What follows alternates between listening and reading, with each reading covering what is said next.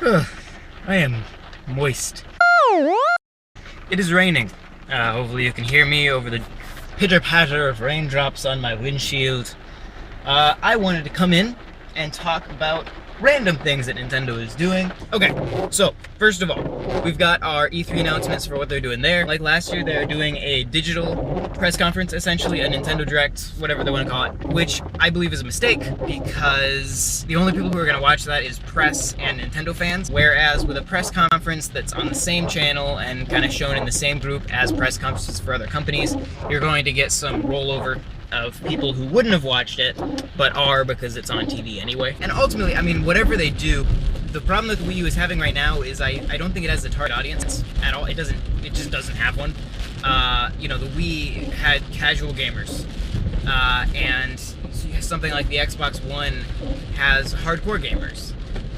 The Wii U has, I don't know, and I don't think Nintendo knows what their target audience is.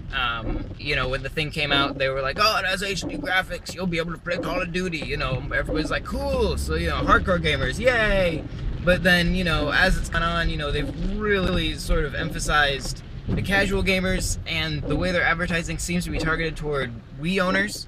I don't think they know what they're looking for. I think they're looking for anybody. They just want somebody to buy the thing. So the thing they need to realize for E3 this year is that the casual gamers are not watching their E3 press conference. Because casual gamers don't watch E3. They don't know what E3 is. And so at E3, they need to target the hardcore gamers. The other thing I want to talk about is that, and it's related to this, is that they've said that what they're working on for E3 this year is software that is only possible with the gamepad, which is good because a lot of the stuff we've been seeing from them recently would run just fine on an Xbox. It's nothing that the controller that raised the price of the Wii U by like $150, it's nothing that's making that purchase worth it to me. And so, yeah, if they can show me software that only runs, that is only possible on Wii U, then that's really interesting to me. Because some of my favorite Wii U games so far have been stuff that really you couldn't do on anything else. I loved ZombiU. I've played that with people who are Xbox or PlayStation fans, and they think it's amazing. They love it. I think they need to go back to some of the stuff that they did back during the GameCube and Game Boy Advance connectivity days. They were doing multiplayer stuff in that, where you'd have something on the TV and then something different on the Game Boy Advance screen. That's the Wii U. Like, just go back to what you were doing then, open up those files, and do that. They need to come up with stuff that's original, that can't be done anywhere else, because right now people have no reason to buy a Wii U over an Xbox One or along with an Xbox One or a PS4. So they need to come up with stuff that you can only do on that. They need to come up with something dark and edgy that will kind of attract the hardcore gamers. And, you know, if that thing was something that could only be done on Wii U, that would be a good idea. Now, I think that that could be Legend of Zelda, Metroid, one of those two would work great, or a new IP. You could do something completely new, and, you know, that'd be good. Just please give us a break from Mario. I love Mario, but give us some time. I mean, you think back to the GameCube days, and the game that sold the GameCube was Metroid Prime. I mean, there were people who had no interest in the GameCube, you know, big PS2, big Xbox fans, but then you see Metroid Prime, you're buying a GameCube. The game was amazing. I feel like I'm gonna sneeze. Gah.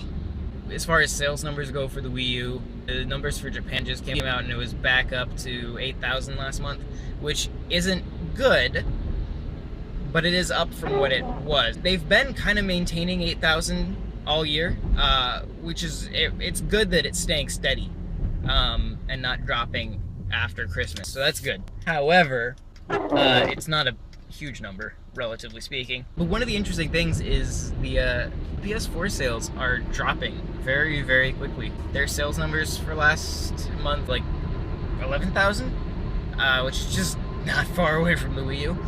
And so that's interesting. It's not so much that the Wii U is doing well, but those other systems are kind of dropping off.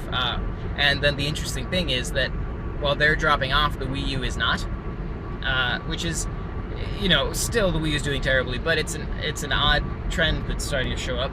You kind of have to look for the silver linings right now for that system.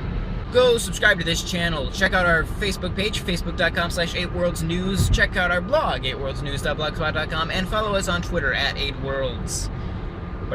Yeah. Make sure to check out over on our blog. We got some brand new reviews. On this YouTube page, be sure to check out GQQ. We just posted one, Shamu's Deep Sea Adventures. And we are currently working on what will probably be a two-parter of Superman 64, widely regarded to be one of the worst games ever made. So that's good.